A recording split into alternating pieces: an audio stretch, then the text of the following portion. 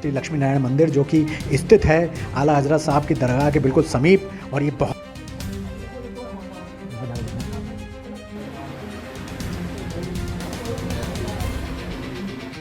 धर्म तो संसार में एक ही है, सनातन धर्म। ये दीवारों पर कोटा हुआ करता था और उसमें जगह जगह मूर्ति थी कि हनुमान बड़ी मूर्ति थी और बाकी छोटी छोटी मूर्ति वो चारों ओर थी जो उन्होंने। और कितनी बड़ी दुख की बात है कि ये मंदिर जो है यहाँ पर आज मैं देख रहा हूँ कि इसकी बड़ी दयनीय स्थिति है। टुकड़े टुकड़े करके बेचा है। असल में ये था, ये यहाँ हाशमी की दुकान से लेके और बाहर जो अजत मियाँ का गेस्ट हाउस का भी डेयरी हुआ करती थी, वहाँ तक ये प्रॉपर्टी करीब 1500 से 2000 गज।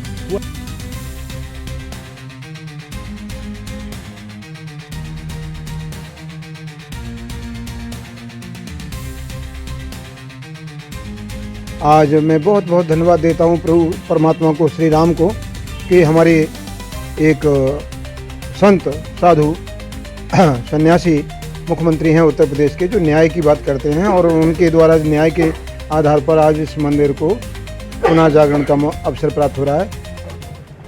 नमस्कार, मंदिरों की ओर चलो की इस श्रृंखला में हम आज आपको लेकर आए हैं प्राचीन श्री लक्ष्मी नारायण मंदिर जो कि स्थित है आला हजरत साहब की दरगाह के बिल्कुल समीप। और ये बहुत ही प्राचीन मंदिर है। हाल ही में इसमें पुलिस द्वारा ताले लगाने की कार्रवाई भी की गई है। आइए सबसे पहले आपको मंदिर दिखाते हैं कि ये कितना प्राचीन है और अंदर तक कैसा बना हुआ है। उसके बाद हम आपको इस मंदिर के जो संचालक हैं उनसे आपकी बातचीत कराएंगे। आइए दिखाते हैं।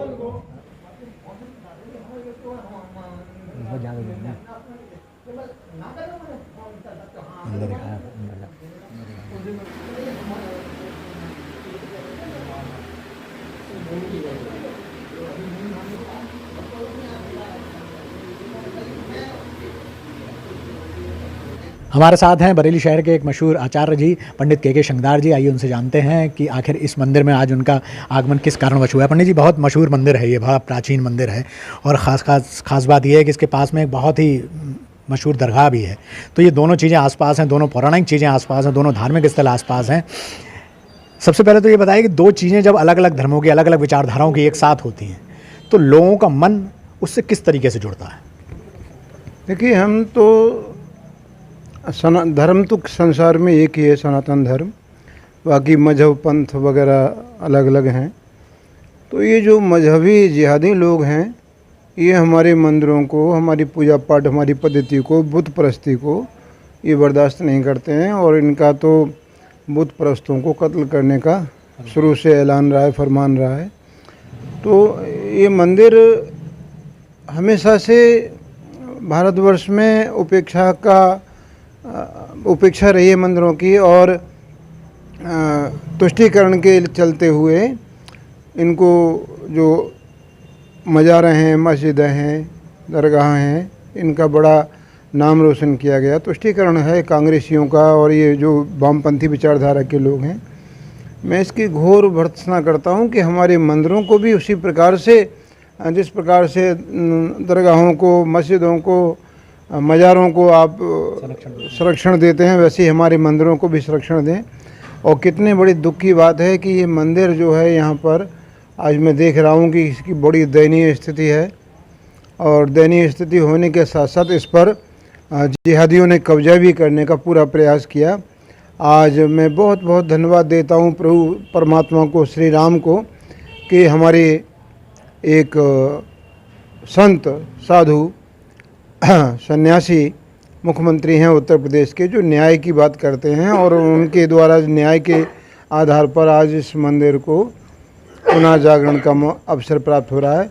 मेरा निवेदन है परम पूजनीय गोरक्ष पीठाधीश्वर अपने उत्तर प्रदेश के यशस्वी मुख्यमंत्री, भविष्य के प्रधानमंत्री योगी आदित्यनाथ जी से, इसकी मंदिर का आप अनेकों जगह पर कॉरिडोर बनवा रहे हैं, सारी चीज़ें कर रहे हैं, व्यवस्था कर रहे हैं, इस मंदिर का भी जीर्णोद्धार कराने का प्रयास करें, क्योंकि हिंदू समाज तो जिस स्थिति में है, सो रहा है, वो भगवान ही मालिक है।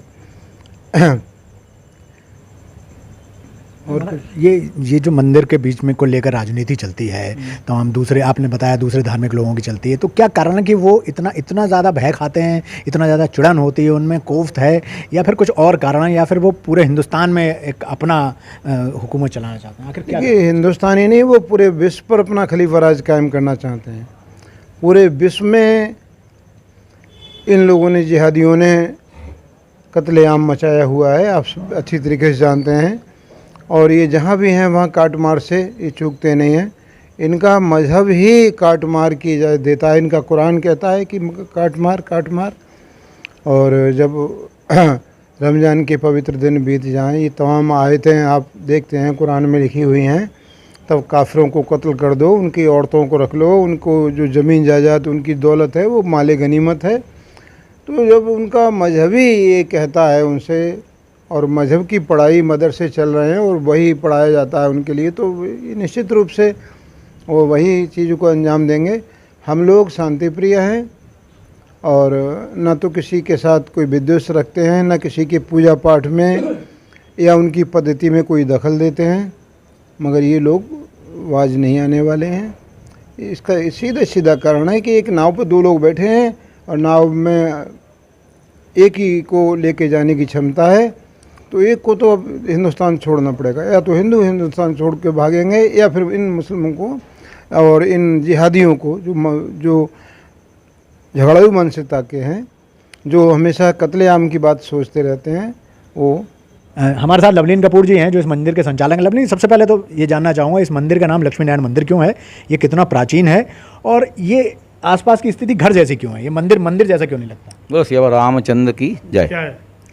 मंदिर का नाम लक्ष्मी नारायण मंदिर इसलिए है, जो आप जिस परिसर में खड़े हैं, जैसे आप ऐसे दिखाइए कैमरा अपना, ये दीवारों और परकोटा हुआ करता था और उसमें जगह जगह मूर्तियाँ थी, हनुमान बड़ी मूर्ति थी और बाकी छोटी छोटी मूर्ति वो चारों ओर थी, जो उन्होंने अपने जीवन काल में उसे हटा के नई व्यवस्था लागू करी, ताकि और मंदिर को 6/8 में कन्वर्ट कर दिया, ताकि उन लोगों को भ्रम रहे कि मंदिर उनका हमारा अपना निजी है, ये सार्वजनिक नहीं है। इस कोशिश को उन्होंने दरकिनार कर ये किसने किया? ये यहाँ के जो केयर टेकर थे उनके लड़के कुलदीप नारायण शर्मा ने, मतलब एडवोकेट थे, दिमाग से फितरती थे, तो इसलिए उन्होंने ये काम किया। पूरे घर में मूर्तियां थी आपके मुताबिक? मतलब पूरा मंदिर था? ये पूरा मंदिर परकोटा था। मतलब इसमें वो लोग रहते भी थे क्या साथ साथ? ना, रहने का निवास अलग था, बगल में रहता, पुजारी जो रहता था बराबर में। ये मंदिर का परकोटा था, इसमें इधर से गेट था आने का, ऊपर 14 चढ़ के सीढ़ी चढ़ के, उसके बाद इधर 4 और मूर्तियाँ लगी हुई थी। अच्छा। लेकिन उन्होंने सारी व्यवस्था भंग कर दी और देख के ये लगे कि मंदिर ना होकर ये किसी का निजी आवास है, ये रूप देने की कोशिश करी। बाहर दुकानें बनवाई ये सोच के कि भैया हमें लड़की है, शादी पैसे चाहिए होंगे। लोगों ने, मोहल्ले वालों ने एतराज़ नहीं किया। पुराना सारा स्ट्रक्चर उन्होंने ख़त्म इसलिए कर दिया कि किसी को ये शक शुबा ना रहे कि मंदिर इनका नहीं है। उन्होंने हमेशा साबित करने की कोशिश करी कि मंदिर हमारा है। आप तो इतने विशाल का मंदिर को उन्होंने एक 6/8 के मंदिर में कन्वर्ट कर दिया, सारी मूर्तियाँ बेच दी, करी चोरी। सन 78 में प्लानिंग करी, उस बंदे की प्लानिंग देखिए आप। सन 78 से प्लानिंग शुरू करी कि चोरी हो गई मंदिर में। अब आप सोचो 78 से बंदा प्लानिंग कर रहा है, कितना खुराफाती होगा। उसने उस मंदिर में प्लानिंग करके चोरी की रिपोर्ट लिखवाई, मूर्तियाँ गायब हो गई, कोई मूर्ति नहीं, पुलिस को कोई सुराग नहीं, डॉग स्क्वाड कोई सुराग नहीं। उसके बाद एक मूर्ति जो कि पत्थर की थी, जिसकी कोई मूल्य नहीं लगा, वो इत्तेफाकन बची रह गई, जो हमें आज जिनके विग्रह प्राप्त है। हाँ जी, तो वो दिव्य विग्रह है और इन्हीं की कृपा है जो आज उसके कुकर्म सारे खुल के आ रहे हैं सामने। तो ये 78 से अब तक आप लोगों ने पहले आवाज़ क्यों नहीं उठाई जब ये मूर्तियाँ हटाई जा रही थी, कि आप लोगों ने अंदर आकर नहीं देखा या अंदर प्रवेश की इजाज़त ही नहीं थी उस समय? उन्होंने थोड़ा से अपना संकुचित कर दिया था। बाहर के लोगों को, कुछ लोगों को परमिशन देते, कुछ को नहीं देते थे। दूसरा ये था कि मैं चूँकि नौकरी में था उस टाइम, मैं 2003 में बरेली आया। उसके बाद बच्चों की सेवा सुविधा में बच्चे बड़े होने, तो जब तक बच्चे मेरे बड़े हो गए उसके बाद मैंने इसकी ओर ध्यान दिया। जब हम पे एक डॉक्यूमेंट आया कि इनका रजिस्ट्री कर दी गई। देखिए, पहले उन्होंने वकील थे तो अपनी खोपड़ी लगाई और उसमें कोई ऐसा डॉक्यूमेंटेड चीज़ नहीं करा जिससे किसी को ऑब्जेक्शन हो। कोई पढ़े तो इतराज के भी पावर अटर्नी दे दिया, ऐसे ले काम कर ली, जो भी करा उन्होंने उनके जाना। लेकिन जब हम पे एक डॉक्यूमेंटेड चीज़ आई कि भाई आपने इनको भेज दी, वही मुस्लिम पक्ष को, तब हम लोग इकट्ठे होकर, हम प्रदीप रस्तोगी जो बाकी 4-5 लोग ने मिलकर एक बात दायर किया। उसके बाद दूसरा वायदा दायर किया, एक तीसरा वायदा दायर किया, क्योंकि 3 रजिस्ट्री करी चारों के बाद कैंसिलेशन दायर किए। और उसके बाद उन्होंने रिवल्ट हम पे 2 बार किए, उस संदीप सक्सेना की चढ़ाई में आके। जबकि हमें उस मियाँ से कोई मतलब नहीं था जिसने दिया था, हमारा मतलब था जिसने हमारे बंदे ने बेचा था, हमने उस पर केस किया था। लेकिन उनकी बुद्धि ये भ्रष्ट हुई कि संदीप शर्मा की चढ़ाई में आके उन्होंने हम पे रिवल्ट केस करा और पार्टी बन गए, जबकि हमने उन्हें छेड़ा नहीं था। क्योंकि हमें आपसे क्या मतलब है, हमारे सिक्का खोटा है तो हम तो अपने सिक्के सुधार रहे थे। लेकिन उनकी बुद्धि संदीप शर्मा की चढ़ाई में आके ऐसी भ्रष्ट हुई, हनुमान जी की ऐसी कृपा हुई कि वो खुद ब खुद पार्टी बन गए। और आज आप नतीजा देख रहे हैं। आने वाले टाइम में ये जो आप देख रहे हैं मंदिर, एक भव्य मंदिर बनेगा और बालाजी चाहेंगे, हनुमत बाबा हमारे, तो ये मंदिर शहर का एक नामी मंदिर होगा। तो ये आपके हाथ में इसकी व्यवस्था कब से आई? जब 2023 में ये 9 जुलाई का दिन था, तो उस दिन उन्होंने ये तोड़ना शुरू कर दिया, देख नींव खोदनी शुरू करी। और हमें इसी ने हमें सूचना दी कि आज मंदिर तोड़ेंगे हमको इनको, और तुम्हें रोक मिले तो रोक लो, तुम लोग नहीं रोक पाओ, हमें पानी चढ़ा रहा है, उधर से गवाही पे साइन करे हुए हैं। तो उस बंदे ने हमें सारे कागज़ निकलवा के दिए। और ये जो नींव तोड़ने की, हमने इसकी बात पर विश्वास भी नहीं करा। जब खटपट की आवाज़ें आती हुई घंटा हो गया, तब हमने सारी हिंदूवादी बच्चों को बुलाया, यहाँ सबको बुला के हमने उनसे मंत्रणा करी क्या करा जाए। सब लोग जोश में थे, लेकिन जोश में हमने कहा होश नहीं खोना, क्योंकि देखो बराबर में मसला के आला हजरत है, अपने आप में वर्ल्ड फेम है और ताकतवर लोग हैं, लेकिन हमारे हनुमान जी भी कम नहीं है। लिहाजा हमने जोश में होश नहीं खोया ऋषभ ठाकुर की तरह, और हमने पुलिस को बुलाया। पहले पुलिस घुसी अंदर, उसके बाद हमने भीड़ लेके अंदर को आए, और सबको हमने, मेरा ध्यान सिर्फ इसी बात पर था कि कोई बंदा एक क्योंकि टूटा पड़ा था, पत्थर पड़े थे, कोई बंदा यहाँ पे खुराफात ना कर दे, कोई उन्हीं का बंदा या हमारा बंदा कोई एक पत्थर पड़ा फेंक दे और मालूम पड़ा शहर में, बरेली शहर में आग लग जाए। हम लोग शांतिप्रिय लोग हैं।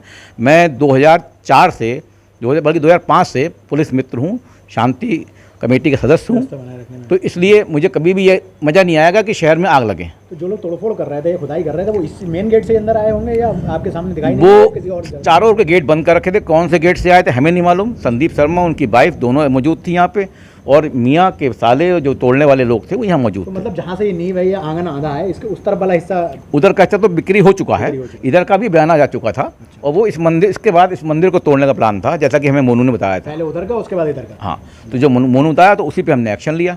हाँ, बंदा देखिए आप, उधर से ही मिला हुआ है, रजिस्ट्री भी साइन भी कर रहेगा भाई बेचने में, और हमारे संग भी मिला हुआ कि भाई तुम कुछ नहीं कर सकते, तुम लोग कुछ नहीं कर पाओगे, तुम लोग पैसे लेके बैठ गए, क्या कर, कितनी बातें बताई हम लोगों तो को। ये उसकी क्या हैसियत है, मतलब इस पूरे इसमें क्या? उसकी कोई हैसियत नहीं है, बहैसियत दुकानदार है वो एक, क्योंकि जिसका सपोर्ट करते हैं उसको। हाँ, उसके मामा ने उसको रखा था और मामा के लड़के ने निकाल बाहर कर दिया। तो बहैसियत वो खाली दुकानदार है। दुकानदार वो भी ना उसका किराया है ना उसकी लीज है, वो भी एक दुकान कह सकते हैं आपकी, उसकी मतलब इनकी मेहरबानी पे जिंदा है। हमारे साथ एडवोकेट प्रदीप जी भी हैं, इनसे पूछते हैं। प्रदीप जी, पहले बता दो किस किस को पार्टी बनाया है, कितने केस करे गए हैं, कब किया था, उस केस की सुनवाई कैसे हो रही है, कहाँ तक वो पूरी पहुँची है अभी? पहली बात तो ये है, मेरा नाम धर्म प्रकाश उर्फ प्रदीप है। ठीक है, 2023 में जब इन लोगों ने ये नींव खोदी थी और हमने इस पर कार्रवाई करके 2 लोगों को बंद भी हुए थे, उस समय एक धारा 145 की कार्रवाई की थी, जिसमें अब सिटी मजिस्ट्रेट के यहाँ से आर्डर हुआ है और कुर्की होके रिसीवर बैठा दिया गया, थाना कोतवाली को रिसीवर बनाया गया है। इसमें एक तो हमने संदीप शर्मा को पार्टी बनाया है, दूसरे हमने बनाया है शहाबुद्दीन, एक उन पर मुकदमा है, एक साजी हाशमी जो अहम हसीन हाशमी की लड़की है, उनको बेची है, उसे पार्टी बनाया है। दूसरे 2 इन्होंने जो अताउर रहमान खान और जमाल मियाँ को बेचा है, व इनके एक साले महफूज हसन, उनको भी बेचा गया है। कितनी बड़ी ये सारे टुकड़े टुकड़े करके बेचा है। असल में ये था, ये यहाँ हाशमी की दुकान से लेके और बाहर जो अज्जत मियाँ का गेस्ट हाउस का भी डेयरी हुआ करती थी, वहाँ तक ये प्रॉपर्टी करीब 1500 से 2000 गज हुआ करती थी। इसमें जो संदीप शर्मा जिनने जगह अब बेची है, इनके पिताजी थे कुलदीप नारायण शर्मा, जो कि एडवोकेट थे। इन्होंने क्या करा, उसमें अपनी दर्शा के कैसी 1977 में कागजों में और नगर निगम में खुर्द-बुर्द करके इसमें मकान नंबरों का खेल कर दिया, टुकड़ों में इसे दाखिल खारिज करा दिया। अब जो मकान नंबर 73 और 75 थे, वो तो जीवन काल में कुलदीप नारायण शर्मा ही बेच गए। जो 74 बचा, 74 में इन्होंने कुलदीप नारायण शर्मा के टाइम से 1977 से इंद्राज में नगर निगम के 74 में मंदिर आज भी दर्ज है, जिसकी हम लड़ाई लड़ रहे हैं। उसी 74 के पार्ट को कहीं 73 बता के, कहीं 75 बता के संदीप शर्मा ने बेच दिया। अच्छा। जो जमाल मियाँ साहब को बेचा है अताउर रहमान और महफूज हसन खान व शहाबुद्दीन व साजी हाशमी को, जिस पे सूट फाइल हैं, विचाराधीन है। 2 डीजे के यहाँ भी विचाराधीन है, जिस पे इन्होंने एक स्टे करा लिया था, वो स्टे पे अपील विचाराधीन है। उसी स्टे की बात कर रहे थे इन्होंने उस दिन, जिस दिन चर्चा हुआ था, रिसीवर बैठा था, उस दिन कह रहे थे वो, लेकिन वो स्टे है तो वो तो इस चीज़ का, उसमें हम उन्हें थोड़ा ना परेशान कर रहे हैं। ये तो पुलिस के रिसीवर है, इसमें हमारा कोई लेना देना नहीं है, सिटी मजिस्ट्रेट के आर्डर है। लेकिन इसमें कुलदीप नारायण शर्मा ने 13 अगस्त 1978 को इसमें प्राचीन लक्ष्मी नारायण जी की मूर्तियाँ थीं, जो चोरी होने की टाइम्स ऑफ इंडिया में खबर छपी थी। तो ऐसा प्रतीत होता है कुलदीप नारायण शर्मा ने ही चोरी की घटना छपवाई और मूर्तियों को गायब कर दिया और मंदिर के अस्तित्व को मिटाने का पूरा खेल खेला। उन्होंने। मतलब जितना प्रॉपर्टी आपने बताई 1500 गज, वो जब बिकती रही, टूटती रही, लोग रहने वाला पोर्शन तक कोई दिक्कत नहीं आई, लेकिन जब मंदिर के हिस्से तक बात आई तब आप लोग मुखरित हुए सर। हाँ, है तो वो पूरी ही मंदिर की। अगर मुआफिज खाने कलेक्ट्रेट से इसका रिकॉर्ड निकलवाया जाए, माननीय जो है जिलाधिकारी या माननीय सिटी मजिस्ट्रेट या माननीय मुख्यमंत्री, जो भी अगर मुआफिज खाने से इसका रिकॉर्ड, तो पूरा जो नक्शा शहर है अगर उसका निकल के आए तो पूरा वहाँ से वहाँ तक मंदिर है, वो कुलदीप नारायण शर्मा ने कागजों में खुर्द-बुर्द करके उसे अस्त व्यस्त किया, क्योंकि इसका नामो निशान मिटा देना चाहते, अस्तित्व को मिटा देना चाहते थे। और संदीप शर्मा आज भी उसके अस्तित्व को मिटाने पे आमादा है। तो फिलहाल आपकी लड़ाई और इसी टुकड़े संदीप शर्मा का एक फुफेरा भाई है जो मोनू, मनीष पचौरी उर्फ मोनू, जो अताउर रहमान खान और महफूज हसन खान को जो रजिस्ट्री करी गई है उसमें वो गवाह है। वो आज भी परेशान कर रहा है, वो आज भी उन्हें ये मंजूर नहीं है, सिटी मजिस्ट्रेट का आदेश उन्हें मंजूर नहीं है, वो आज भी उसमें लगे हुए हैं खुर्द-बुर्द करने को, उसमें किसी तरीके से खुरपेच करें।